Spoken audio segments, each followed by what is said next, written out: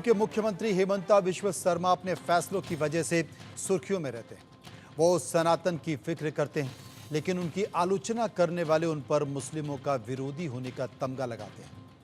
अब एक बार फिर असम के मुख्यमंत्री हेमंता बिश्व शर्मा की चर्चा हो रही है। सवाल उठ रहे हैं कि क्या इस बार वजह है मुस्लिम मैरिज और डिवोर्स रजिस्ट्रेशन बिल की। हेमंता सरकार ने इस मुस्लिम निकाह और तलाक में बड़ा बदलाव की तैयारी की है। शादियों का रजिस्ट्रेशन अब काजी नहीं बल्कि सरकारी एजेंसियां करेगी। इसी पर हमने जनता के बीच जाकर हमारा एक सर्वे किया। सर्वे के सवालों से पहले आइए जानते हैं कि असम कैबिनेट ने जिस नए बिल के मसौदे को मंजूरी दी है उसमें है क्या। हमारे जो मुस्लिम विवाह होते थे उनको काजी रजिस्टर करते थे। आज से ये सरकार में रजिस्टर होगा और उस बिल में पहले प्रावधान था कि माइनर का भी मैरिज भी रजिस्टर हो सकता है। आज से माइनर का शादी रजिस्ट्रेशन नहीं होगा। तो बेसिकली यही दो प्रोविजन है।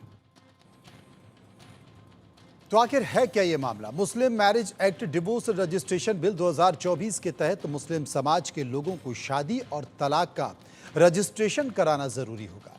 असम कैबिनेट ने बिल को मंजूरी दी है। मुख्यमंत्री हेमंता बिश्व शर्मा ने कहा कि बिल में दो विशेष प्रावधान हैं। पहला, मुस्लिम शादी का रजिस्ट्रेशन अब काजी नहीं सरकार करेगी। दूसरा, बाल विवाह के पंजीकरण को अवैध माना जाएगा। ये दो बड़ी महत्वपूर्ण बातें इसमें कही गई हैं। और इससे भी आगे मुख्यमंत्री हेमंता ने कहा कि अब तक काजी नाबालिग लड़कियों की शादी भी रजिस्टर करते थे, अब ऐसा नहीं होगा। नया बिल इस्लामिक निकाह सिस्टम में बदलाव नहीं करेगा, केवल रजिस्ट्रेशन पार्ट में ही बदलाव करेगा। शादी और तलाक रजिस्ट्रार्ड ऑफिस में ही रजिस्टर्ड होंगे। ये संकेत साफ असम के मुख्यमंत्री ने दे दिया। वहीं असम सरकार के फैसले पर महिलाओं का क्या कहना है, सुनिए। असम में असम सरकार की तरफ से एक नया ऑर्डर पास हुआ है, जिसके अंतर्गत जो है मुस्लिम marriage and divorce registration act को रिपील किया गया है। उसके अंतर्गत जो असम सरकार का कहना है कि वो एक्ट से चाइल्ड मैरिज का बढ़ावा हो रहा था। तो अभी हम जो है गांव में घूम रहे हैं, असम के गांव में, और मोइराबाड़ी मोरीगांव डिस्ट्रिक्ट में भी हम लोग आए हैं यहाँ से महिलाओं से जानने के लिए कि क्या ये चाइल्ड मैरिज जो है कितना ये प्रॉब्लमेटिक है गांव के अंदर, और यही उससे जानेंगे। दीदी, पहले आपका नाम। मेरा नाम मिसिरा बेगम। हाँ, तो आज जो असम सरकार और हेमंता बिश्व शर्मा जी ने जो कहा है कि ये एक्ट को हटाया गया है क्योंकि इस एक्ट के प्रोविज़न के अंतर्गत चाइल्ड मैरिज को लीगलाइज़ किया गया था, उसको हटाने के लिए ये जो है एक्ट हटाया गया है। तो आप सहमत हैं असम के सरकार की तरफ से? और दूसरी बात, कि आपको लगता है चाइल्ड मैरिज एक बहुत बड़ा प्रॉब्लम है इस एरियाज़ में? हाँ, सहमत है। फर्स्ट टाइम मैं सीएम को धन्यवाद देती हूँ। और सेकंड, वही जो प्रॉब्लम्स हम क्या बोलती है, प्रॉब्लम्स तो बहुत होता है हमारे समाज में। वही जो चाइल्ड मैरिज, और चाइल्ड मैरिज के लिए हमारे लड़की कम उम्र में विवाह होता है, कम उम्र में डिवोर्स होता है, और 2-3 बच्चा लेके वो कोर्ट में घूमते घूमते और लड़की का जीना हराम हो जाते हैं। इसी के लिए हम समाज में वही फेस करते हैं। हम सोसाइटी में जो देखता है वही लड़की को कम उम्र में शादी होना, लड़की डिवोर्स ज़्यादा होता है।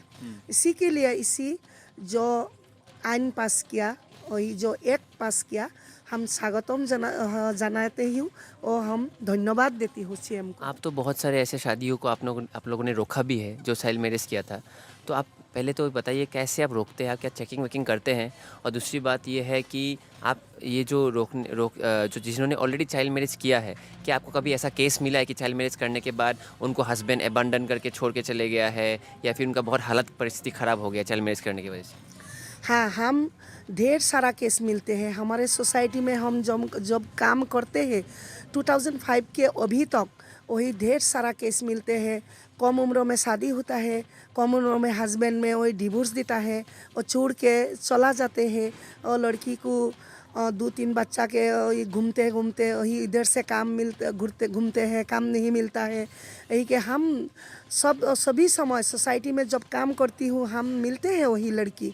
ऐसा हम लोग जो चाइल्ड मैरिज रुकती हूँ। आप तो वही अच्छा प्रश्न किया हमको, सवाल, वही सवाल की जवाब मैं देती हूँ चाइल्ड मैरिज हम रुकती कैसे रुकती हूँ। हमारे SHG ग्रुप है, आशा दीदी है, आंगनबाड़ी दीदी है, इसी के साथ हमारे वही जो गांव-गांव के हम लोग अवेयरनेस किया, और अवेयरनेस जब किया हम लोग, हमारे वही फोर्स है SHG का, BO का, CLF CIF का, वही हम लोग का आशा आंगनबाड़ी वर्कर हमको खबर देता हो, दीदी वहाँ एक चाइल्ड मैरिज होता है, वही अरेंज करती हूँ। जब हम खबर मिलता है हम दल बल से वही जाती हूँ, वही जो पिताजी माताजी वही को सब लोग को हम बैठा के हम काउंसलिंग करती हूँ, और काउंसलिंग के जरिए हम लोग वही विवाह रुकती है। समाज में ऐसे भी लोग हैं जो आपको क्वेश्चन करते हैं, प्रश्न करते हैं कि आपने किसी का घर क्यों तोड़ दिया, शादी क्यों तोड़ दिया, उसको आप कैसे रिप्लाई करते हैं? हाँ, हमको बोलती है आप क्यों ऐसा करती है, हमारे लड़की को शादी देने में हम अच्छा लड़का मिलते हैं, वही लड़की को शादी देना है भाई, आप क्यों हमारे परिवार का, हमारे वही जो है जी फैमिली है, फैमिली का वही जो अवस्था ख़राब है, हम लोग का इकोनॉमिकल बैकग्राउंड बहुत ख़राब है, हम अच्छा लड़का मिलता है, हम लोग शादी देती हूँ। तब मैं वही लोग को समझाती हूँ, वही शादी देना ज़रूरत नहीं है, आपका लड़की का वही का जीवन फर्स्ट टाइम ज़रूरत है। इसी मामले को लेकर हमने एक सर्वे तैयार किया है और सर्वे में कई सारे सवाल भी पूछे हैं। असम सरकार ने मुस्लिम मैरिज एक्ट डिवोर्स में बदलाव का नया मसौदा तैयार किया है। आप किन बातों से सहमत है, ये सर्वे का पहला सवाल है।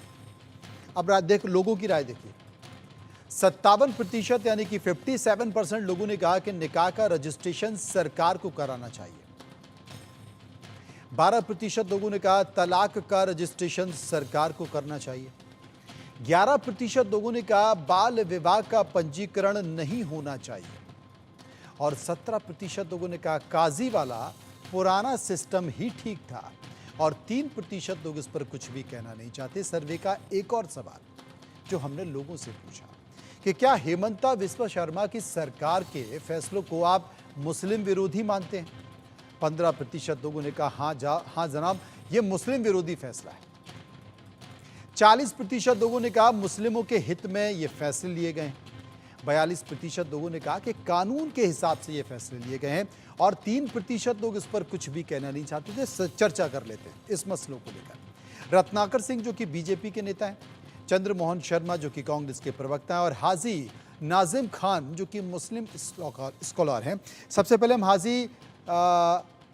हासी नासिर साहब के पास चलेंगे, नाजिम खान साहब के चलेंगे, उनसे पूछेंगे कि अगर वो इस मसले पर क्या कहना चाहते हैं। हाजी साहब जरा बताइए कि अगर असम की सरकार ने ये फैसला लिया है तो आप इससे किस तरीके से इत्तेफाक रखते हैं?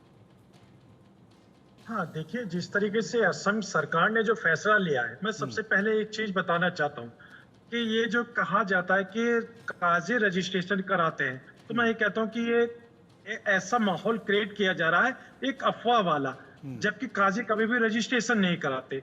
लेकिन मैं आपको बता दूं, हाँ, काजी जो है, हाँ सुन लीजिए, काजी जो है निकाह पढ़ाता है। निकाह के जो दस्तावेज होते हैं जिसपे लड़की वाले भी शामिल होते हैं, लड़के वाले भी होते हैं, दोनों के जब रजामंदी हो जाते हैं, निकाह हो जाता है, तो उसपे दस्तावेजों पे साइन होते हैं। अब एक कॉपी लड़की वाले को दे दी जाती है, एक कॉपी लड़के वाले को दे दी जाती है, और एक कॉपी जो काजी साहब होते हैं उनके पास रहती है, ताकि भविष्य के अंदर अगर कभी उनसे कॉपी के मांगा जाए तो यही तो रजिस्ट्रेशन हुआ, यही तो रजिस्ट्रेशन हुआ। ये अपना खुद का रजिस्ट्रेशन हुआ कि भैया आप तीनों लोगों ने खुद का रजिस्ट्रेशन करा लिया। जो शादी हुई इसका रजिस्टर, एक कॉपी आप रख लो, एक कॉपी आप रख लो, एक कॉपी आप, यही तो नामांकन हुआ। और क्या हुआ? हाँ, मैं वही कह रहा हूँ कि ये जो है एक रजिस्ट्रेशन नहीं है, एक दस्तावेज है। दस्तावेज रजिस्ट्रेशन काजी साहब ने गारंटी दे दी ना, एक कॉपी काजी साहब ने लेके गारंटी दे दी, वही तो सरकार करती है, वही तो रजिस्ट्रार करता है, वही तो SDM करता है। हाँ, अब दूसरी बात, अब जब बात आती है नाबालिग बेटियों की, तो मैं ये कहता हूँ, देखिए, भारत के अंदर एक कानून है जो संविधान के तहत 18 और 21 साल वाला, 18 के लड़की होती है, 21 साल का लड़का होता है। तो नाबालिग वाला तो मैटर कहीं पे नहीं है, क्योंकि भारत का मुसलमान जागरूक है, इसलिए वो अपने बेटी की शादी जो है 18 प्लस में आके करता है। लेकिन जिस तरीके का एक मसौदा तैयार करके ये बताया जा रहा है कि हाँ जी देखिए नाबालिग बेटी की शादी करी जा रही है, तो हम ये कहते हैं कि नाबालिग बेटी की कहीं शादी नहीं होती, और जहां पर हो रही है तो मैं ये कहता हूं कि वहां पर केंद्र सरकार और राज्य सरकार की नैतिक जिम्मेदारी बनती है वहां जनता को अवेयरनेस करने की, और साथ के साथ ये भी कि नहीं, हाँ देखो कि ये बताते मेरी हैं। बात तो सुन लीजिए। असल में काजी साहब क्या है, हाजी साहब क्या है कि आज़ादी के बाद से अभी तक इतने साल हो गए हैं और सरकार अवेयर करते करते थक गई है। तो जब सरकार थक गई है तो सरकार ने कहा अब क्यों ना कानून बना दिया। जब कानून है, आप भी मानते हैं कानून तो है ना, 18 साल लड़की और 21 साल लड़का, तो जब कानून है तो इसको क्यों नहीं लागू कर दिया जाए सब पे। अभी तक तो लागू नहीं कर सकते थे, तो लागू कर दिया गया। और अभी आपसे चर्चा शुरू होने के पहले असम से ही हमारे जो सहयोगी हैं, संवाददाता हैं, वो वहाँ पर एक समाज से भी जो संस्था की जो महिलाएं प्रमुख जो कि मुस्लिम हैं, उनसे चर्चा चल रही थी, उनसे बात हो रही थी। वो खुद कह रही हैं कि साहब नाबालिग शादियाँ होती हैं और जैसे ही हमें पता चलता है हम जाके उनको समझाते हैं, मनाते हैं, वो तमाम तरह की बातों का जिक्र करते हैं। तो कुछ मजबूरियाँ होती हैं जो कि कानून की शक्ल में उनको ढालना पड़ते हैं। हमारे साथ भारतीय जनता पार्टी के प्रवक्ता रत्नाकर सिंह हैं। रत्नाकर जी, क्या कहेंगे आप? देखिए, सबसे पहले तो मैं यही कहूँगा कि असम मुस्लिम मैरिज एंड डाइवोर्स जो एक्ट जो है बना हुआ है, वो 1935 का एक्ट बना हुआ है, जो आज के आधुनिक समाज के मानदंड के बिल्कुल अनुरूप नहीं है और उसमें तमाम खामियां हैं जिसको दूर करने का अब समय आ गया है, इसलिए ये जो एक्ट को लाया गया है। अगर आप देख लीजिए, मैं बता दूं आपको कि माइनॉरिटी की जो बाल विवाह होते हैं, वो 80% बाल विवाह जो है अल्पसंख्यकों में होते हैं और अल्पसंख्यकों में जो बाल विवाह होते हैं उनको रोकने का कोई पुख्ता इंतजाम नहीं है। काजी के यहाँ जाते हैं, काजी की मर्जी हुई तो बाल विवाह करा दिया, नहीं मर्जी हुई तो नहीं कराया। तो इस तरह के काजी का रजिस्ट्रेशन का जब प्रावधान जब खत्म कर दिया जाएगा और सरकारी दफ्तरों में जब रजिस्ट्रेशन का प्रावधान होगा तो निश्चित रूप से वो जो है बाल विवाह की प्रथा अपने आप खत्म हो जाएगी। और दूसरी चीज मैं ये कहना चाहूंगा कि आज देख लीजिए, ये जो समाज में न्याय देने की जो बात हम अगर भारतीय जनता पार्टी करती है, असम की सरकार करती है, तो इनको लगता है कि ये मुस्लिम विरोधी एक्ट लेकर आ रहे हैं। अरे भाई, हम जो एक्ट लेकर आए हैं वो कहीं ना कहीं आपके बहन बेटियों को सामाजिक न्याय मिले, उनका भविष्य सुरक्षित रहे, उनको आगे डाइवोर्स न झेलना पड़े, वो एक मैच्योर्ड हो जाए तब उनकी शादी हो, ये भारतीय जनता पार्टी चाहती है। तो इसको आपको समर्थन करना चाहिए, लेकिन आप करेंगे नहीं। आपको क्या करना है? आपको आबादी बढ़ाना है। समझ गए। अब इससे पहले कि आप हमलावर हों, मैं अगले सवाल की तरफ बढ़ लेता हूं। एक और सवाल जो हमने लोगों से पूछा, वो सवाल था कि असम में बढ़ती मुस्लिम आबादी को लेकर आपकी क्या राय? डेमोग्राफी बदलने की साजिश है, 25% लोगों ने इस बात का जिक्र किया। 20% लोगों ने कहा कानून व्यवस्था के लिए एक चुनौती है। 13% लोगों ने कहा कट्टरपंथी ताकतों का एजेंडा है और 30% लोग ये कह रहे थे कि जितने भी कारण दिए इनमें से सभी शामिल हैं और 12% लोग कुछ भी कहना नहीं चाहते थे। सर्वे का एक और सवाल हमने पूछा, असम में महबूब उल हक संचालित यूएसटीएम के ग्रेजुएशन को लेकर सरकारी नौकरी के लिए अयोग्य घोषित के विचार पर आपकी राय? 39% लोगों ने कहा सही कदम, 16% लोगों ने कहा गलत कदम, 36% लोग कह रहे थे कि पुनर्विचार करना चाहिए असम की सरकार को और 9% लोग इस पर कुछ भी कहना नहीं चाहते। चंद्रमोहन जी हमारे साथ बने हुए हैं। चंद्रमोहन जी, पिछले के 2 सवाल और बाकी के 2 सवालों पर आपकी राय? देखिए, कानून जो भी बनता है वो देश के लिए बनाया जाता है और कानून संविधान के दायरे पे बनाया जाता है, लेकिन प्रश्न भाजपा पे यहाँ खड़ा हो जाता है कि भाजपा अगर कोई कानून बनाती है तो वो एक स्टेट पे लेके उसका, जैसे कहते हैं ना कि गर्म करके उसके इंतजार क्यों देखने की कोशिश करती है।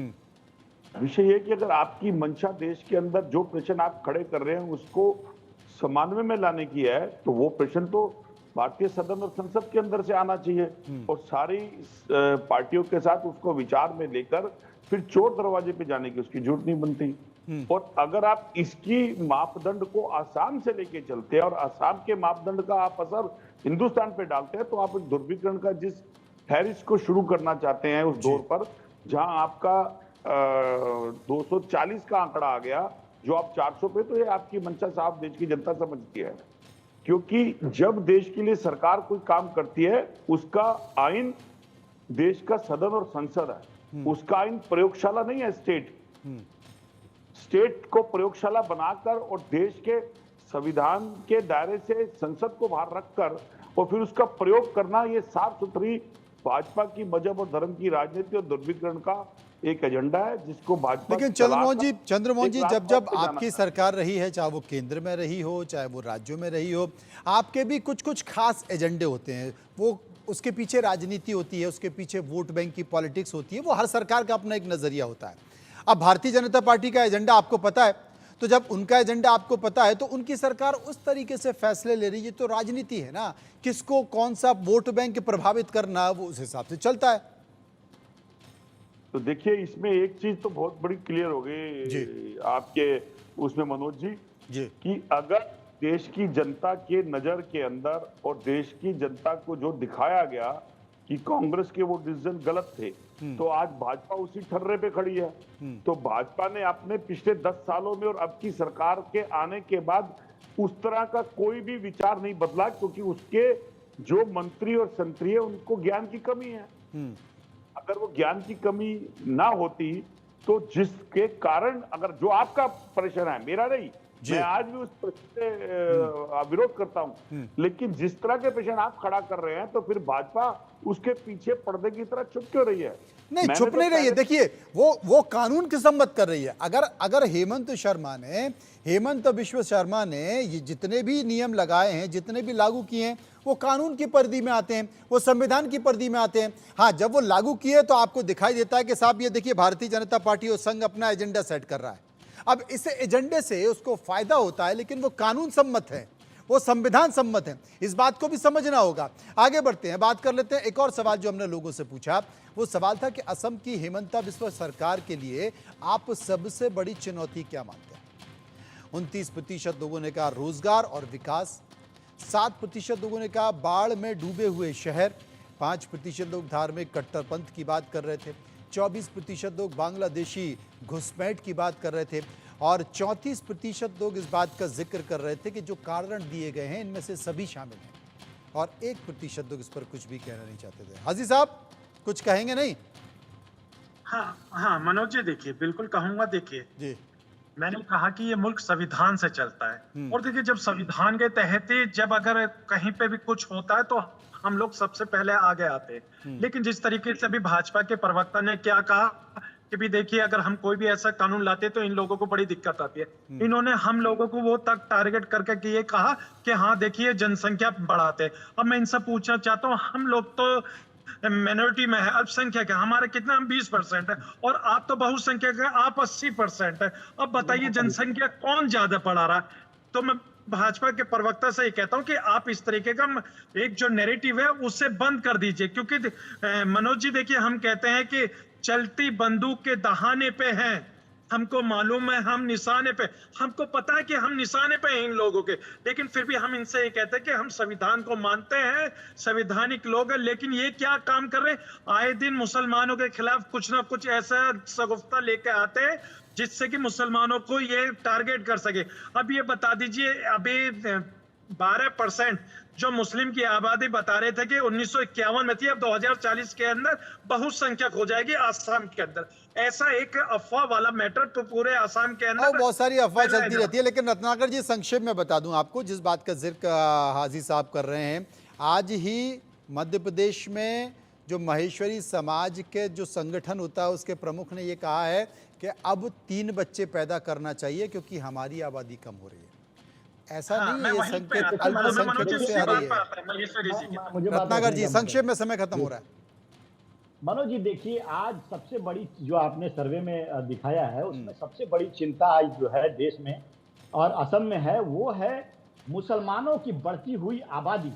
आज पूरे देश में भी अगर देख लीजिए तो 9 ऐसे राज्य हैं जहां पे हिंदू आज अल्पसंख्यक बन चुका है। और आसाम में 1951 के बाद जो मनोज जी, मुसलमानों की आबादी मुसलमानों से 12% आपत्ति है, मुसलमानों वो आबादी जो है वो इस तरीके का कानून लेकर आ रहे हैं। मुझे तो अभी तक ये समझ में नहीं आया। सुन लीजिए भाई साहब, भाई साहब सुनिए ना, ना, आप लोगों को मुसलमानों से आपत्ति क्यों भाई?